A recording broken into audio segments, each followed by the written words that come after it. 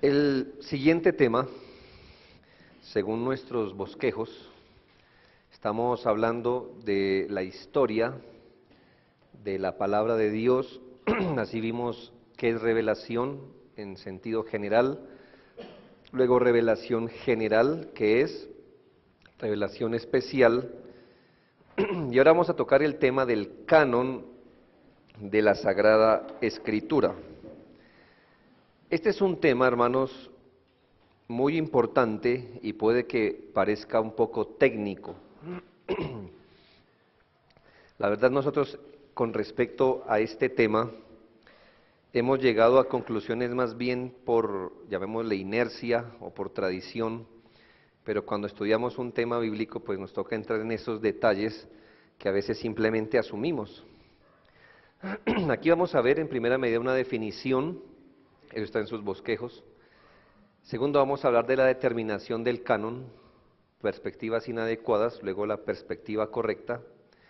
Vamos a ver algo del canon del Antiguo Testamento, sus inicios y desarrollo, el canon del Antiguo Testamento reconocido como desarrollado en la ley, profetas y salmos, el canon del Antiguo Testamento como revelación inspirada de Dios, luego el canon del Nuevo Testamento, cómo el canon del Antiguo Testamento presupone el canon del Nuevo, el testimonio apostólico de Cristo con respecto a nuestro canon. Vamos a hablar de los libros apócrifos, deuterocanónicos, de un canon aparte, razones para su rechazo y aplicaciones extraídas del canon de la Sagrada Escritura. Así que vamos a iniciar, posiblemente no agotemos este tema en esta sesión y lo tengamos que dejar para desarrollar más adelante. Y lo primero que vamos a ver es la definición.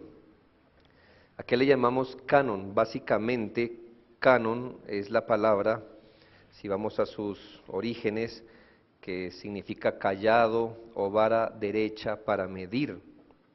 Por implicación, esta palabra, cuando pensamos en una vara derecha como una regla, por implicación viene a significar un estándar, una regla, una norma establecida sobre la cual otras cosas se miden. Ayer hablábamos del metro, del flexómetro, cómo esto viene a ser un canon a la hora de determinar la medida de algo. Canon viene a hacer referencia al fundamento autoritativo por el que nosotros nos regimos. Fundamento autoritativo por el que nos regimos. Y aquí estamos hablando, por supuesto, de la Biblia, ¿cierto? La Biblia es nuestro canon. Cuando hablamos del canon, de la norma, de la regla absoluta, última, de autoridad, cuando hablamos del canon, les recuerdo que la Iglesia Católica Romana no mira hacia la Biblia, sino hacia la Iglesia. La Iglesia es su canon, es la Iglesia la autorizada para decir qué es o no verdadero, qué es o no doctrinal, qué se debe o no se debe creer. Nosotros esperamos, siendo cristianos, siendo evangélicos, nosotros esperamos decir ¿qué? Pues que es la Biblia de donde sacamos nuestras creencias, nuestras doctrinas. En el lenguaje de la Iglesia se llama canónico a todos los libros que forman parte de la Sagrada Escritura como inspirados por Dios y reconocidos universalmente por la Iglesia como palabra de Dios. ¿No tengo esa definición allí? De pronto, bueno. En el lenguaje de la Iglesia se llama canónico a todos los libros que forman la Sagrada Escritura como inspirados por Dios. ¿A qué le llamamos canónico? A todos los libros que forman la Sagrada Escritura como inspirados por Dios y que son reconocidos universalmente por la Iglesia de Cristo como palabra de Dios. En otras palabras, ¿qué estamos diciendo? Pues que la Biblia es nuestro canon, pero reconocemos como canónicos Y entonces aquí sí hablamos como cristianos evangélicos. ¿Cuántos libros reconocemos nosotros como canónicos e inspirados por Dios? 66 libros.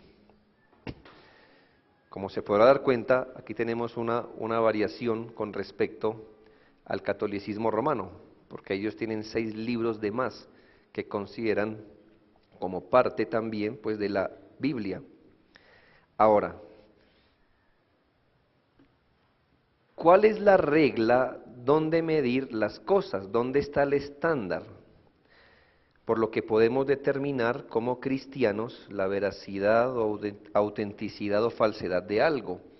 Seguramente no es nuestra opinión, no es el consenso, no es la iglesia. Nosotros reconocemos que la Biblia es nuestro canon, el estándar al que se mira para saber qué es verdad o no.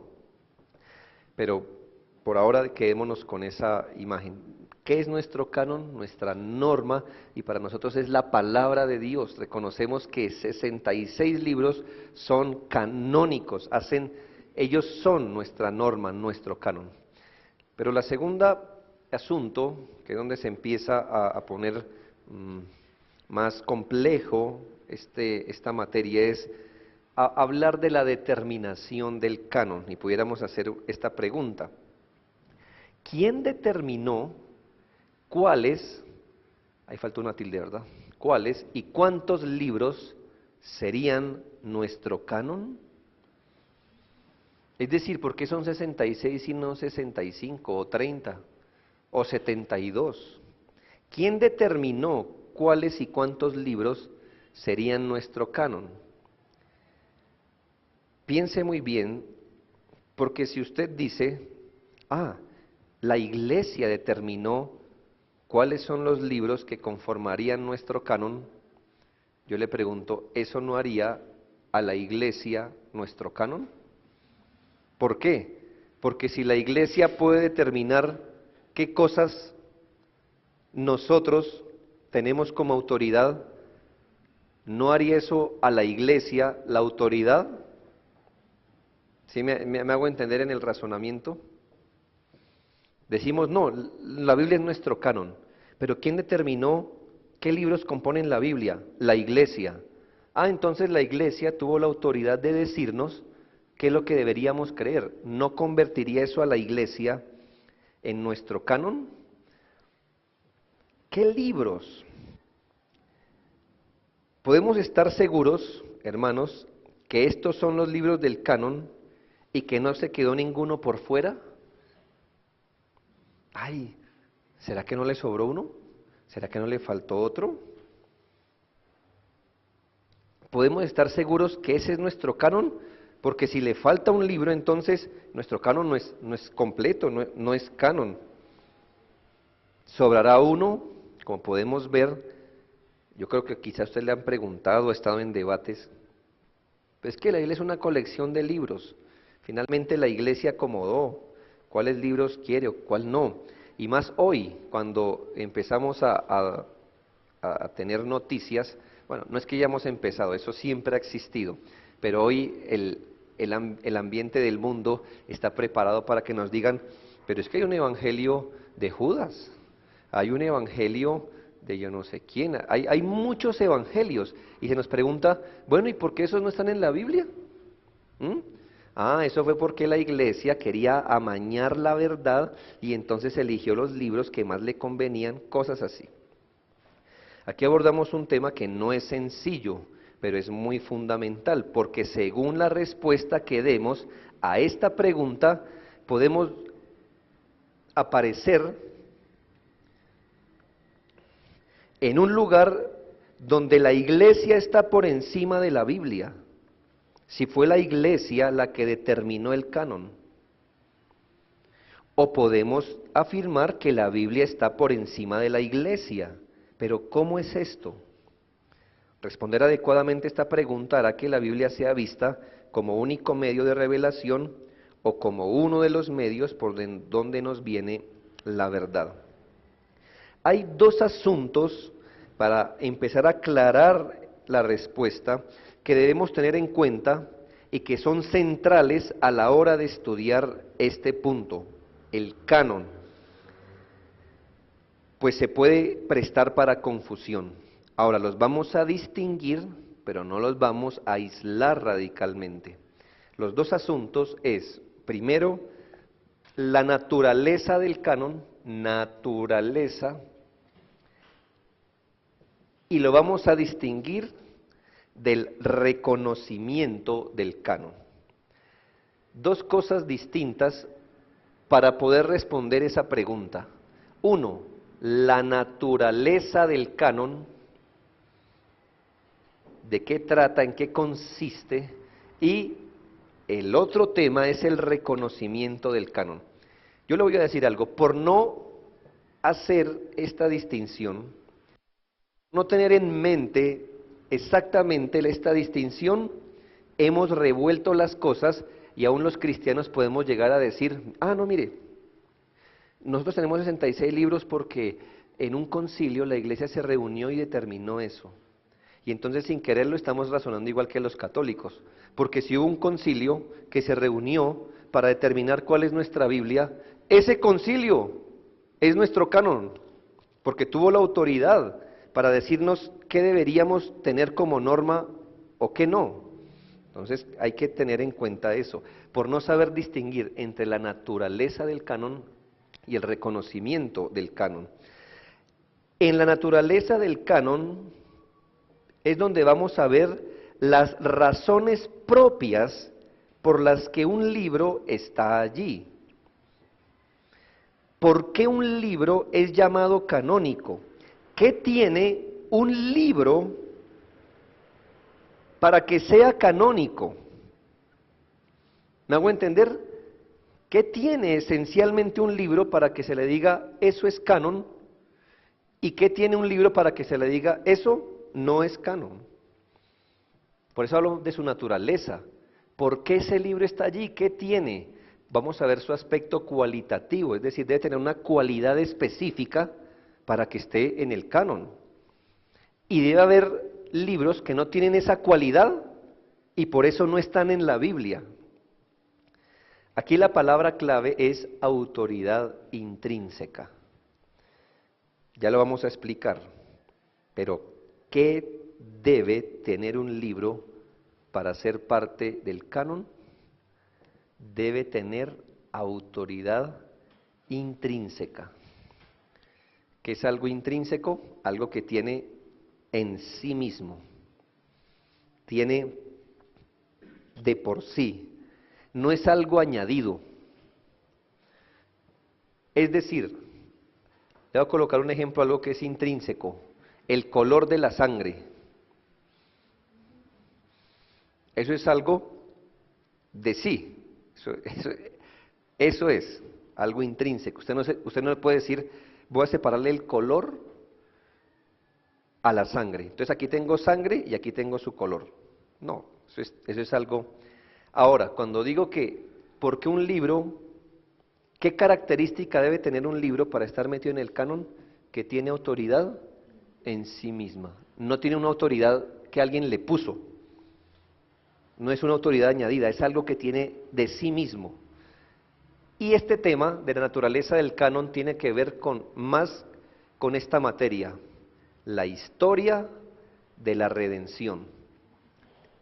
El desarrollo de ese plan histórico de redención, dándonos el Señor revelación especial para que pudiéramos entender el plan salvador en Cristo.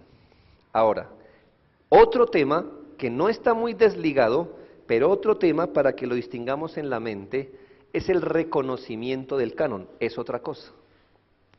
Y aquí vamos a ver más bien cuál libro está allí. Y aquí sí vamos a ver el aspecto cuantitativo. ¿Cuántos son? ¿Cuántos son? Aquí la palabra clave es reconocimiento piadoso. Sí, cuando hablamos del reconocimiento del canon hablamos de un ejercicio de la iglesia, ejercicio del pueblo de Dios, y ellos sí reconocieron piadosamente ciertos libros. Hablando de este tema, es más propio de historia de la iglesia, no historia de la redención, sino historia de la iglesia, de lo que ha hecho la iglesia a través de los siglos.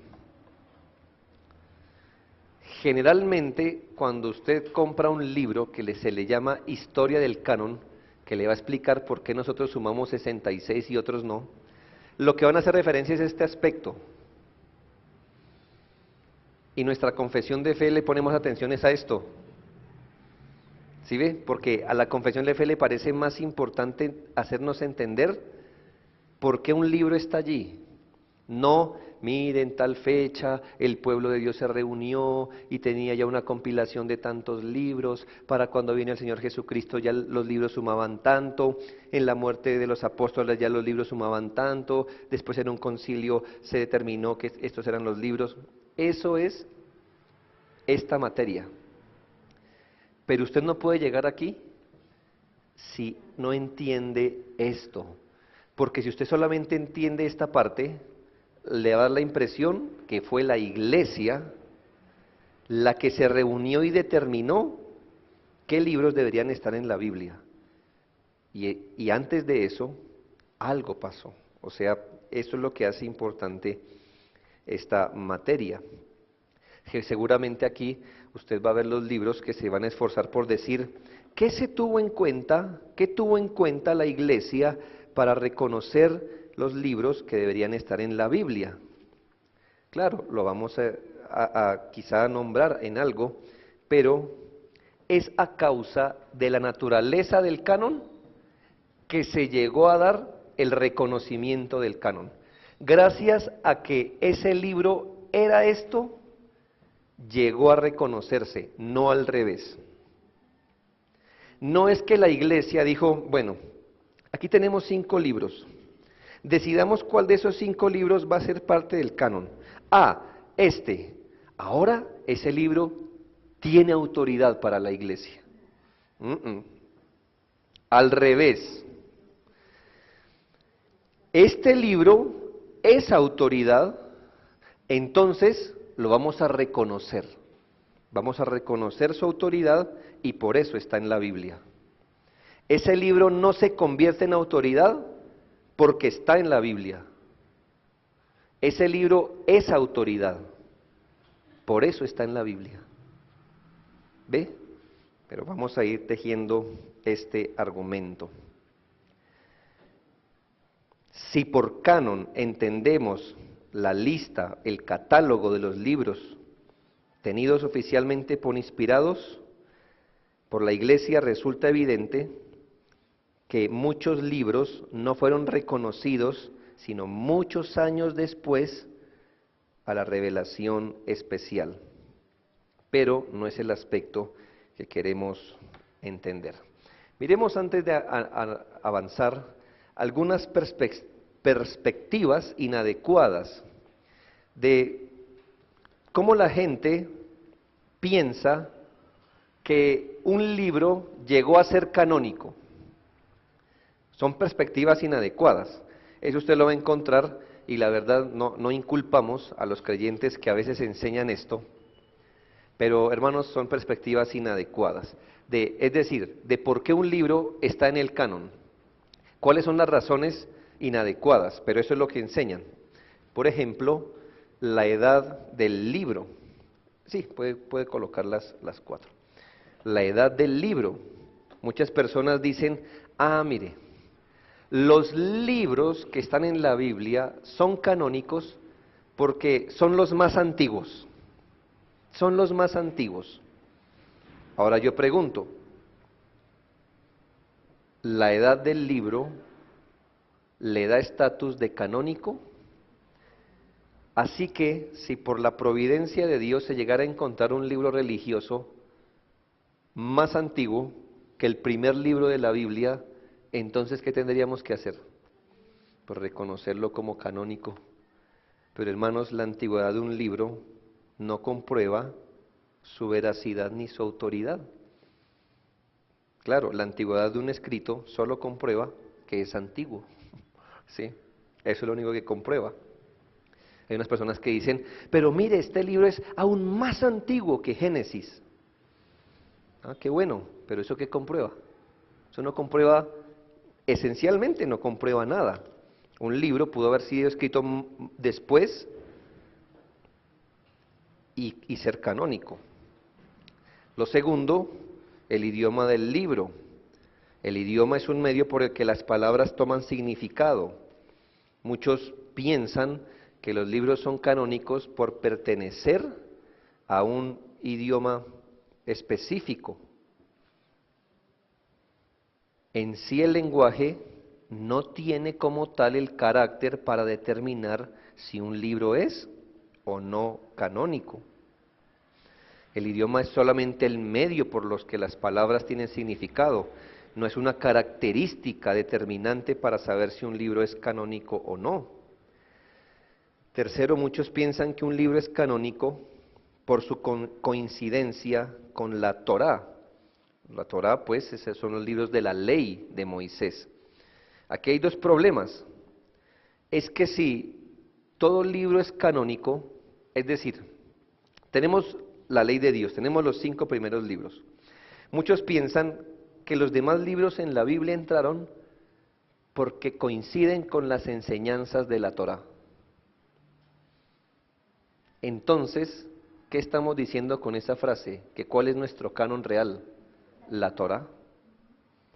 Que todos los libros allá abajo tienen solo una autoridad que se derivó de la Torá. Así que básicamente nuestro canon es la Torá, hermanos. Los otros están ahí porque coincidieron con esto.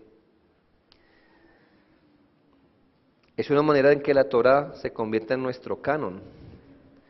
Hay libros que guardan cercanía y cierto apego a la Torá, pero esto no los convierte en libros canónicos. O sea que el día de mañana tenemos un manuscrito, un papiro antiguo, donde lo leamos y sea muy parecido a la Torá. Entonces, ¿qué? ¿Lo metemos también? No, usted se puede dar cuenta de esto. Asumir esto es asumir que cada vez que veamos verdades de la Biblia en otros escritos, esos escritos quedan canonizados. Y no es así. Lo último, sus valores religiosos. Sin duda, muchas personas dicen, los libros están en el canon por los valores que representan, son los valores morales y religiosos. Bueno, podemos decir lo mismo. Entonces, todo libro que coincida con los valores religiosos judeocristianos es canónico.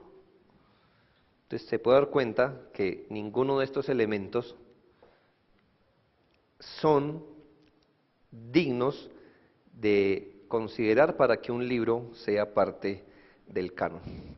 Ahora, así como tenemos perspectivas inadecuadas, aquí tenemos una perspectiva correcta, no perspectivas, sino una sola. Hay una sola manera de entender esto. La perspectiva correcta es esta: la canonicidad es determinada por Dios. Cuando hablamos de canonicidad tenemos que hablar propiamente de la naturaleza del canon. Y como dijimos anteriormente, los libros canónicos tienen autoridad inherente. Tiene una autoridad propia. Miremos mejor este concepto.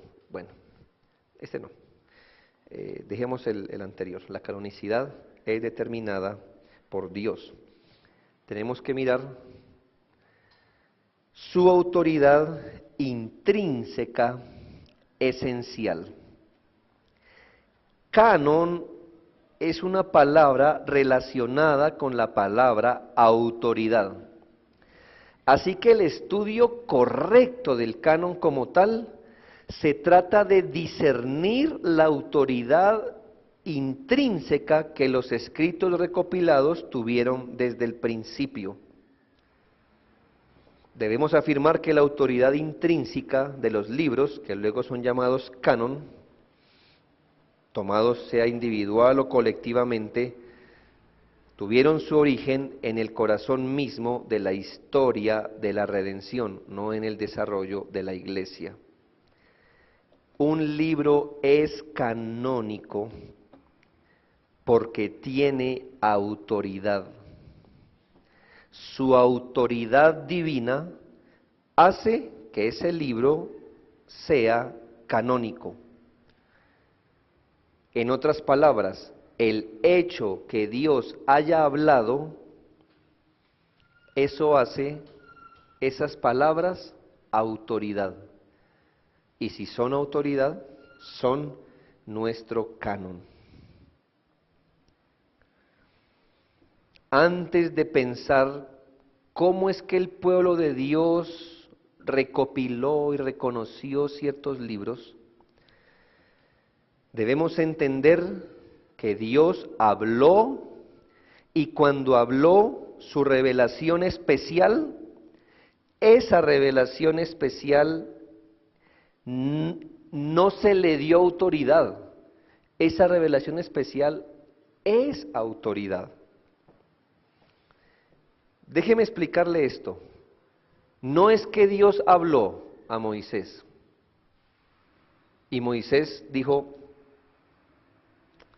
voy a escribir esto y lo voy a meter en esta lista de libros. Y cuando lo metió, se convirtió en autoridad para el pueblo de Dios. No.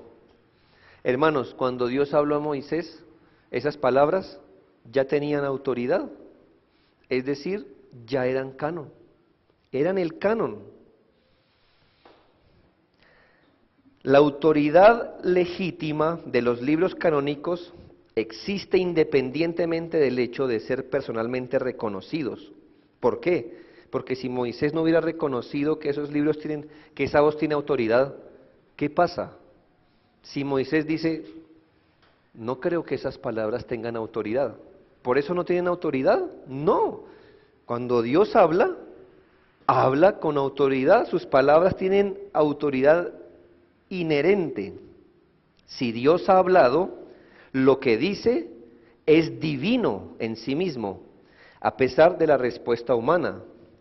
No llega a ser divino por el hecho que los hombres acordaron hacer esto. Es decir, estos libros no se convirtieron en canon cuando Moisés los recopiló en cinco tomos. Apenas los recopiló en 5, ahora sí, esto es autoridad. No, fueron autoridad, y como fueron autoridad, fueron recopilados y juntados. Entonces, ¿qué es primero? Primero es la autoridad, luego es el reconocimiento. Pero el libro o las palabras de Dios tienen autoridad. No podemos tener una opinión ortodoxa de la revelación y una opinión neortodoxa del canon. Quiere decir que no podemos decir, sí, creemos en la revelación especial, inspirada, creemos. Pero el canon sí fue producto de la labor de la iglesia. Entonces, ¿la Biblia es canon o no es canon? En unas cosas es canon y en la otra cosa, la iglesia es el canon. La iglesia no tiene la autoridad para controlar, crear o definir la palabra de Dios. Ninguna iglesia, ni la antigua ni la nueva, puede crear el canon. No. El canon viene primero, la autoridad viene primero. Les recuerdo que primera de Pedro 1, 23 al 25 nos muestra que no es la iglesia la que controla la palabra, más bien la palabra controla la iglesia. Dice, siendo renacidos no de simiente corruptible, sino de incorruptible por la palabra de Dios que vive y permanece para siempre. ¿Qué dice este texto? Que como hijos de Dios fuimos renacidos por la palabra de Dios. Así que, ¿qué existió primero? ¿La iglesia o la palabra? La palabra. La palabra dio como luz la conformación de un grupo de creyentes. Cuando entendemos esto, podemos ver cuán erróneo es suponer que la iglesia en algún concilio votó con respecto a ciertos documentos, y cuando esos libros entraron a la lista, se convirtieron en autoridad. Eso es lo que piensa la mayoría de gente que la iglesia hizo. Dijeron, bueno, aquí tenemos una serie de libros. Decidamos cuáles van a ser parte de la Biblia. Escuche, cuáles van a ser parte del canon. Entonces, bueno, ¿qué opinamos de este? No, ese libro es así, ese libro es así, no, ¿estamos de acuerdo? Sí. Pum, al canon. Esa no es la manera de ver. ¿Cómo es la manera de ver? Estos libros son autoridad, deben ir en el canon. O sea, son canon, deben ir en la lista. No pongámonos en la lista y se convierten en canon. No, son canon, pongámoslos en una lista. ¿Ya entiende que el asunto es al revés de lo que a veces pensamos? La iglesia no puede atribuirle autoridad a ciertos escritos. Simplemente los recibe como lo que es, palabra de Dios. Esos libros son canónicos porque tienen autoridad. Son autoridad, son canónicos.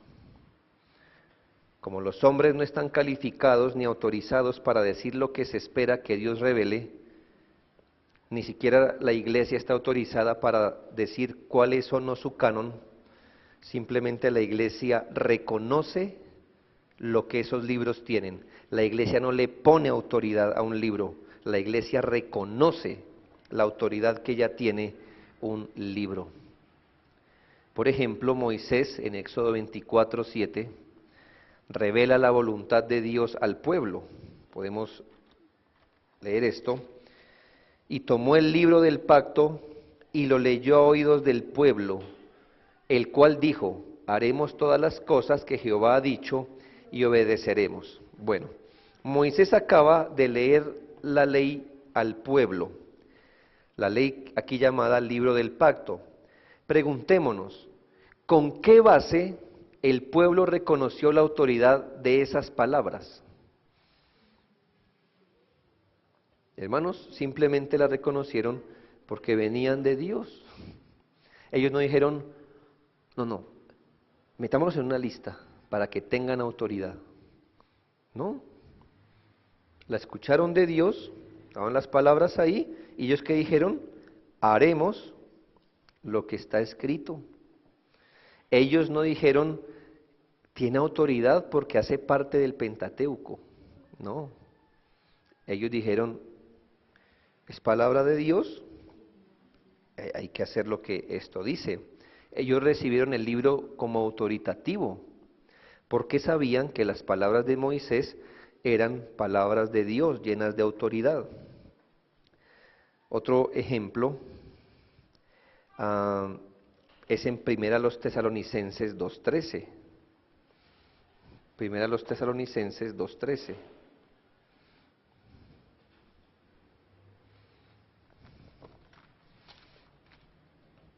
Por lo cual nosotros también sin cesar damos gracias a Dios de que cuando recibisteis la palabra de Dios que oísteis de nosotros, la recibisteis no como palabra de hombre, sino según es en verdad la palabra de Dios, la cual actúa en vosotros los creyentes. ¿Por qué los creyentes de Tesalónica recibieron la palabra? Porque lo que les decían estaba en un libro escrito, ¿no? Porque es palabra de Dios. Por eso la recibieron, porque es palabra de Dios. Ellos reconocieron que las palabras del apóstol tenían autoridad en sí mismas. Así que Tesalonicenses no es autoridad porque está en la Biblia. Tesalonicenses no tiene autoridad porque está en la Biblia. Tesalonicenses está en la Biblia porque es autoridad, porque es palabra de Dios. Por eso está en la Biblia, no es al revés. No lo hace autoridad el hecho que esté en la lista de libros bíblicos. Ahí no se convierte en autoridad. Ya era autoridad y como ya era autoridad, resultó metido en la lista, simplemente porque ya era autoridad. Podemos afirmar que la autoridad intrínseca de la revelación especial de Dios, la autoridad que tiene la revelación especial de Dios, precede al reconocimiento del canon por parte del pueblo de Dios. Cuando Dios revela su voluntad a través de sus portavoces, imprime su autoridad, de modo que es inequívoco que las palabras vienen de Dios, sea por teofanías o por haber escrito Dios con su propio dedo, sea que hablemos de un profeta que decía, así dice el Señor, o sea por la fuerza y convicción del mensaje. Dios ha dirigido a su pueblo a reconocer la autoridad que tienen sus palabras.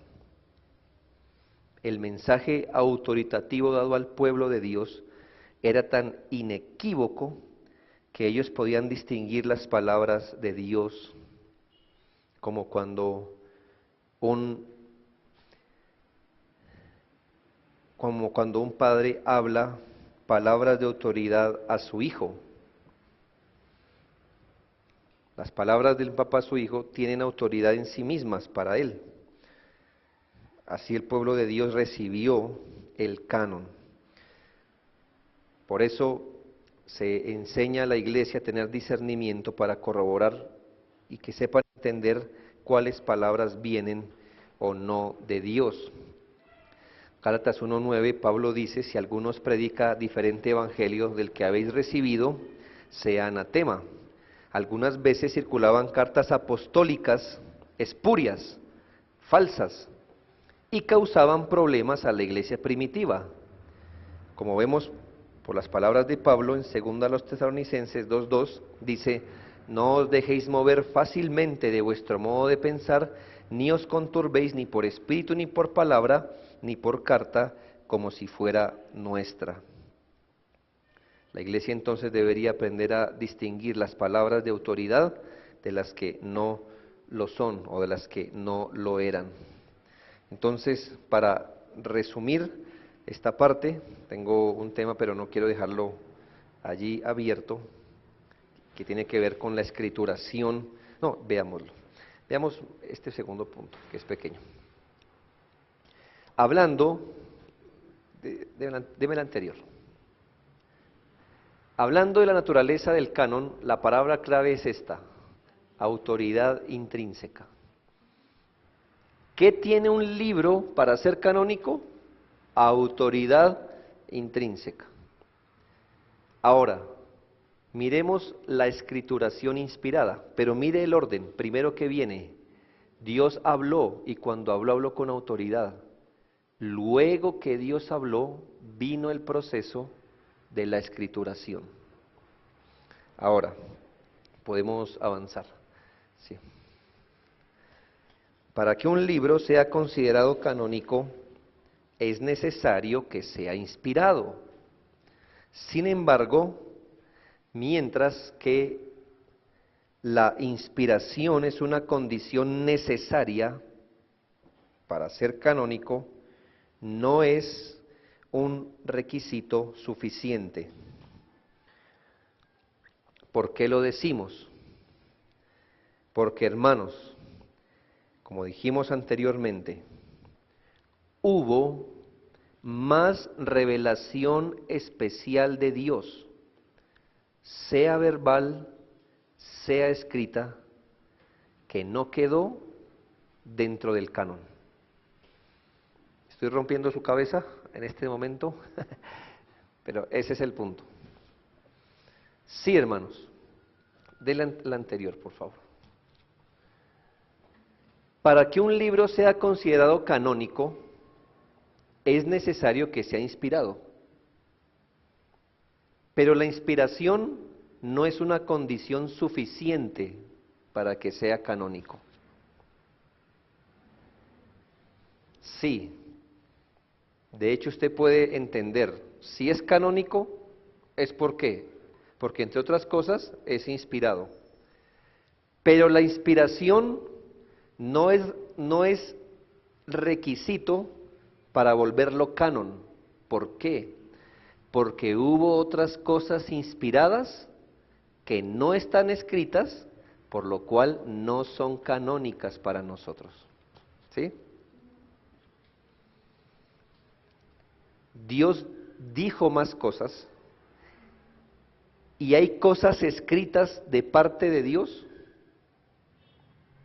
que aunque esa fue una realidad y por lo cual eso debió ser inspirado porque Dios hablaba, no hacen parte del canon. Pero lo que hoy está en el canon es inspirado. ¿Ya? No todo lo inspirado está en el canon, pero todo lo que está en el canon es inspirado. No todo lo que es inspirado o fue inspirado está en el canon. Por ejemplo, Juan 21, 25.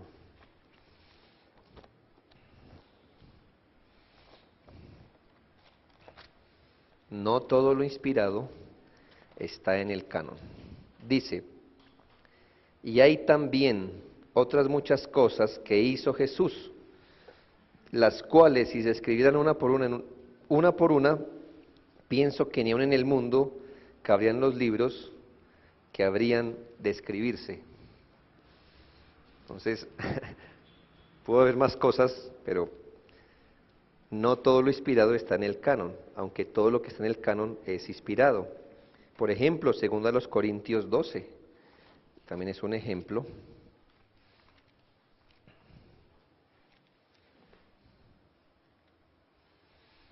Aquí está hablando Pablo de sí mismo en tercera persona. Conozco un hombre, si en el cuerpo o fuera del cuerpo, no lo sé, Dios lo sabe, que fue arrebatado al paraíso donde oyó palabras inefables. ¿De quién las oiría? Pues de Dios, que no le es dado al hombre expresar. Ahí habló cosas de Dios. Escuchó palabras de Dios. ¿Y Dios qué le dijo? Callado. Entonces, hermanos, hay cosas que aunque vienen de Dios, no están en el canon. Pero si están en el canon es porque reconocemos que vienen de Dios por inspiración. Apocalipsis, Apocalipsis 10:4 es otra muestra de esto mismo. Cuando los 7 truenos hubieron emitido sus voces, yo iba a escribir, pero oí una voz del cielo que me decía, sella las cosas que los 7 truenos han dicho y no las escribas. ¿Qué era el contenido de eso? ¿Sabe qué Dios dijo? No la escriba. Hubo cosas que Dios dijo que no están en el canon, aunque venidas de Dios no están en el canon, pero todo lo que está en el canon es de Dios por inspiración. No todos los mensajes inspirados fueron puestos por escrito, ni todos los mensajes puestos por escrito han sido preservados para el uso del pueblo de Dios. No todos los mensajes que Dios dio y quedaron escritos, Dios quiso preservarlos para que nosotros hoy los viéramos. Números 21:14. Números 21:14.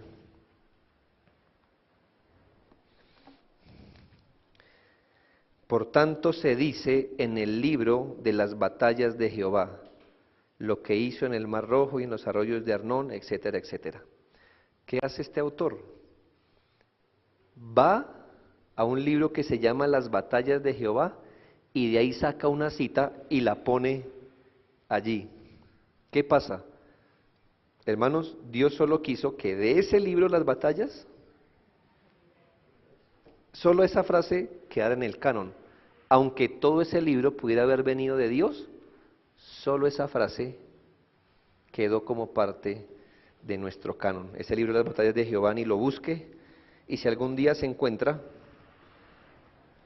no forma parte de lo que Dios quiso para nosotros como nuestro canon. Josué 10:13.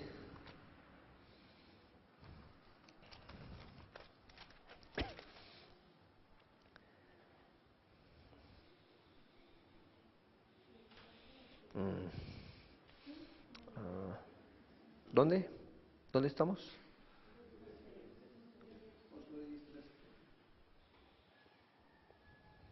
Ve, yo no estoy, ¿dónde lo vieron?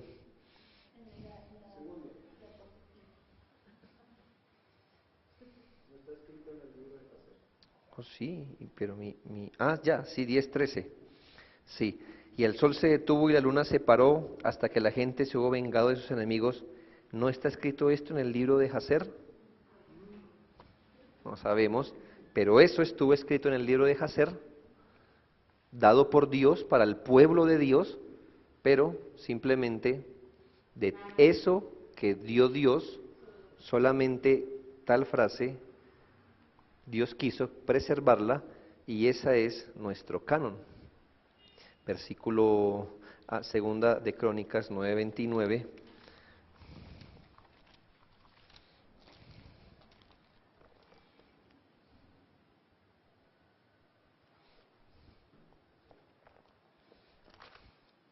Me sale mejor leerlo de allá. Los demás hechos de Salomón, primeros y postreros, no están todos escritos en los libros del profeta Natán, en la profecía de Ahías Silonita, en la profecía del vidente Ido contra Jeroboam, hijo de Nabat. Otros textos que aunque Dios dio y pueden ser inspirados, no están en el canon. Segunda de Crónicas 12:15, las cosas de Roboam, primeras y posteriores, no están escritas en los libros del profeta Semaías y del vidente Ido, en el registro de las familias. Aquí están pues los ejemplos. ¿Hay más? ¿Tenemos más ejemplos? No. Por lo tanto, debiésemos decir con más precisión que el canon de la Iglesia está constituido por aquellos escritos inspirados que Dios ha preservado para su pueblo en todas las edades subsiguientes. Si yo fuera su profesor y fuera a hacer un examen, esta frase ya, iría ahí. Ahí. ¿Qué entonces, como resumen de todo, deberíamos decir? Le dije que en teología las palabras importan. Y mire dónde nos sale una frase así, de todo lo que hemos dicho. El canon de la iglesia cristiana, ya pensemos en la Biblia, está constituido por aquellos escritos inspirados. Estamos bien. Pero mire, que Dios ha preservado para su pueblo en todas las edades subsiguientes. Y así distinguimos que hay cosas que Dios pudo haber inspirado, pero que no fueron preservadas para nosotros.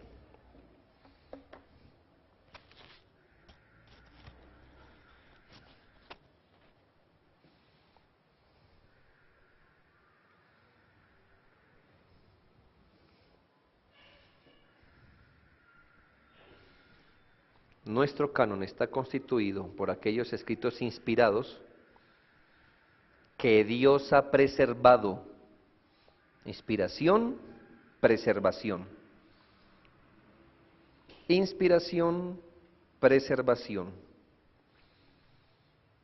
Obras de Dios para que un libro o unas palabras de autoridad que ya son autoridad vengan a ser nuestro canon para la iglesia. Terminemos aquí, hermanos.